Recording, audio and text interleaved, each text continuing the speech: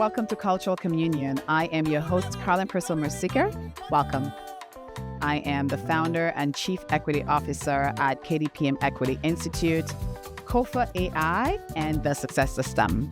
My passion is really accelerating leadership through psychological safety and emotional intelligence as a skill set.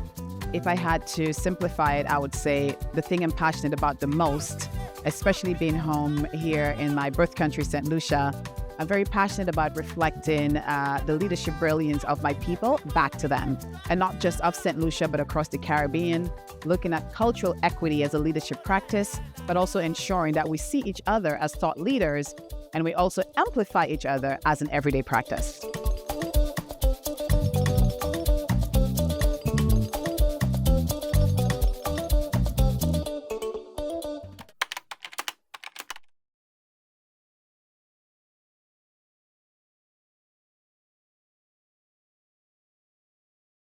L'année c'est 2050, ou cette ici, et puis là nous arrivons à sur la rue pour Uranora, nous avons moun ka parler créole et puis anglais, nous avons ouais créole à sur différentes places, à sur différentes scènes. When we come into the space, we see a full integration of the Creole person in terms of art and culture, and what we see, in what we hear, in the thinking and ideas and policies that come through. My passion is Kudme in St. Lucia, which looks at a community ethic of work, practice and building together, whereby we understand that our identity is not only as individuals, but also as individuals who belong to a community. And when the community benefits, we always benefit as well. So I would like to see a reformed governance structure that takes into account indigenous forms of development economically, socially, and culturally. An empowered St. Lucian person who is now able to embrace those parts of our identity that were previously shunned and left out of history altogether. The way I see it is that AI is going to transform the world. There's nothing that we can do about this now. This is what is going to happen. Life will change for a lot of people for the better. For some, it will not be better. So my dream is that even if we are small countries, that we will be in that group of those who benefit from AI. So for that, we need to educate ourselves to understand it, and we need to be sufficiently courageous and hardworking that we will be able to understand it and to contribute. We will only be accepted by those who manage AI if they feel that we have something to contribute. And we must have the confidence in ourselves and the determination to continue to do that. A bold dream that I have for the Caribbean is that we would take more ownership of the media we consume, the education that we have, because a lot of what we look at, our books that a lot of us read, they're from the United States, the United Kingdom, other major countries in the Anglosphere, and that is what we're putting into us. That's the education that we're getting. But what I would really like for my country is that we're able to think about our own context, the languages that we speak, what we're surrounded by, and that we not only become better at consuming and becoming aware of the world around us, but that we're able to put ourselves in an active position. That you would see St. Lucians who are doing the kind of research that we need, that we would have a full-fledged university in St. Lucia.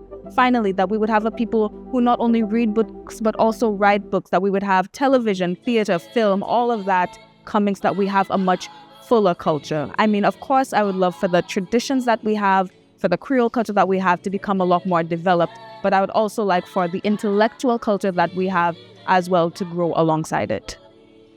So it's 2050, and I hope to achieve the goal on the island of St. Martin, but by its extension to all the islands in the Eastern Caribbean, that we are able to make service provision as easy as possible.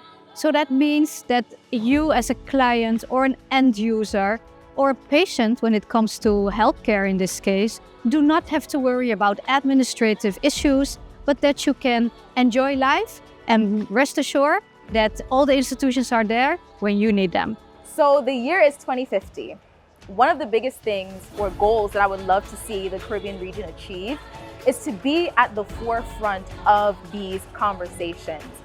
What's often believed or thought is that the Caribbean is often the last to jump on the bandwagon as it relates to technological advancements and developments, when I believe that that is not the case at all. And I honestly think that this conference here today is evidence of that we are forward thinking, we are having these conversations, we do want to spearhead and be leaders of change, not only within the region, but also globally. And also seeing the level of work that Caribbean people are doing that could not only benefit their specific country, but also the region, by extension, the world. I honestly think that we are positioning ourselves to be leaders in our own right within the global market. So that is exactly what I want to see in 2050. The Caribbean region spearheading the technological advancement without any sort of barriers or hindrances. Yeah, we're going to be leaders. I just know it, and I feel it, and I believe it. My big dream when it comes to AI is that AI enriches us here in the global south, especially in the Caribbean. Sometimes we feel years back when it comes to technology in terms of the rest of the world when we compare ourselves. I'm hoping that at the pace that AI is moving, that it will be able to fine-tune a lot of inequities that we have in our different systems, maybe in our governance systems, and also that it does not necessarily take away from us. I think AI may have the tendency to make things a lot more homogeneous, but we do not want to lose our cultures, our identities. So my hope is that AI does not take away from that, but we learn enough from AI so that we could actually strengthen those aspects of what makes us human. When Gail Rigobert first told me about this conference, I was very skeptical because AI seems to be the new buzzword and the new fashion bandwagon that everyone is jumping onto.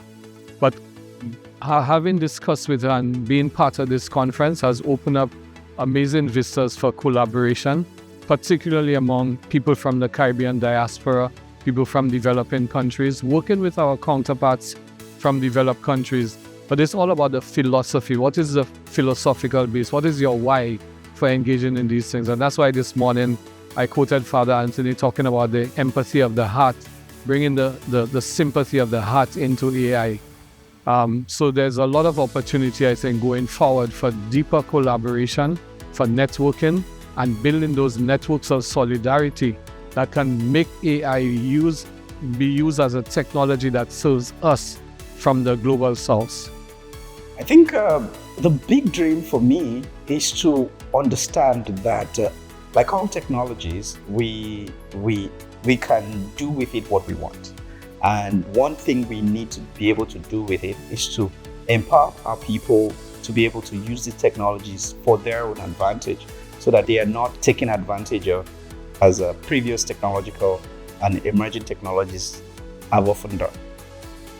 A bold dream I have for my country is that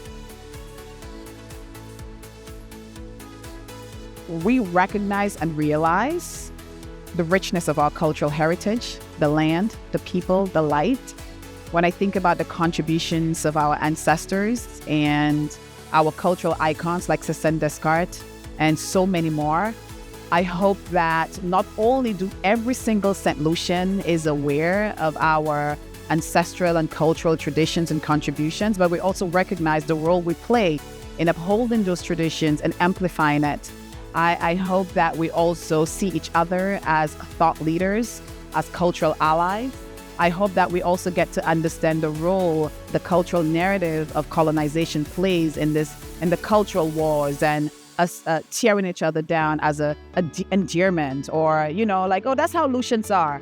I hope that we understand that our words have power, our voice have power, and who we are as a people and our cultural traditions, both oral, both non-verbal, verbal, in our ways of being and doing, is our greatest asset. St. Lucia is one of the most beautiful countries and cultures that I feel very honored to be a part of. And I hope that we recognize that and we don't let other people tell our story, and we don't let other people dictate how our stories will be told.